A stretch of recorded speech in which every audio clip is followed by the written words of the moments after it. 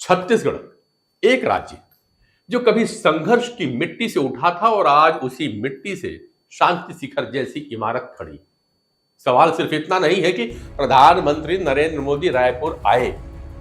सवाल यह है कि इस दौरे की तस्वीर में कौन सा भारत नजर आता है, आध्यात्मिक इंफ्रास्ट्रक्चर वाला भारत या दोनों का नया संगम।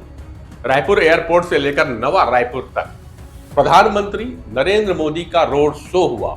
सड़कों पर भीड़ थी, हाथ हिलाते लोग थे और हवा में था एक उत्साह। लेकिन क्या यह उत्साह सिर्फ प्रधानमंत्री की मौजूदगी का था या फिर उस नए छत्तीसगढ़ का जो अपनी 25वीं सालगिरह पर खुद को नए चेहरे के साथ देखना चाहता है। दिल की बात, लेकिन इस बार दिल के मरीजों के साथ हुई। प्रधानमंत्री मोदी ने 2500 बच्चों से बात की। वे बच्चे जिनका हृदय कभी कमजोर हुआ करता था लेकिन आज उनमें नया जीवन धड़क रहा है। यानी दिल की बात अब केवल रेडियो पर नहीं, अस्पताल के वार्डों में भी सुनाई दी। और फिर शांति शिखर नवा रायपुर के सेक्टर 20 में खड़ा यह भवन सिर्फ पत्थर और बीम का जोड़ नहीं है, यह भारत के उस दर्शन का प्रतीक है जहां विकास और ध्यान एक ही दिशा में चलते हैं। 150 फीट चौड़ा, 225 फीट लंबा, पिंक स्टोन से सजा, 7 साल की तपस्या, हजारों लोगों का सहयोग और एक भाव, शांति ही शक्ति है। प्रधानमंत्री ने जब इसका लोकार्पण किया तो दरअसल उन्होंने सिर्फ एक इमारत नहीं खोली, उन्होंने एक विचार को सार्वजनिक किया कि आध्यात्मिकता अब भारत की सॉफ्ट पावर नहीं बल्कि हार्ड रियलिटी बन चुकी है। अब जरा इस तस्वीर को देखिए।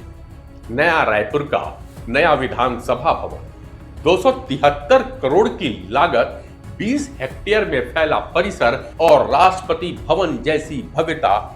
लेकिन अंतर क्या है? वहां दिल्ली की सत्ता है और यहां छत्तीसगढ़ की अस्मिता।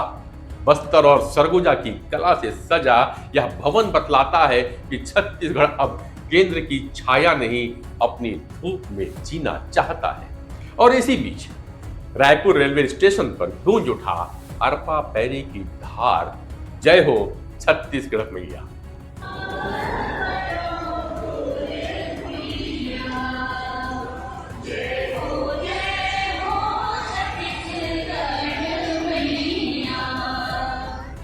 यह सिर्फ राज्यगीत नहीं था, यह जवाब था उस सांस्कृतिक विस्थापन का जो कुछ दिन पहले छठ गीत बजने पर उठ चुका था। यानी अब छत्तीसगढ़ कह रहा है, हम भी हैं, हमारी भी आवाज है। पूर्व प्रधानमंत्री अटल बिहारी वाजपेयी की प्रतिमा के सामने जब प्रधानमंत्री ने एक पेड़ मां के नाम लगाया तो वो पल प्रतीक बन गया।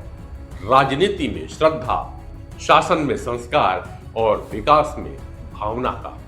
सवाल यह नहीं कि छत्तीसगढ़ कितना बदला है, सवाल यह है कि अब छत्तीसगढ़ खुद को किस रूप में देखना चाहता है।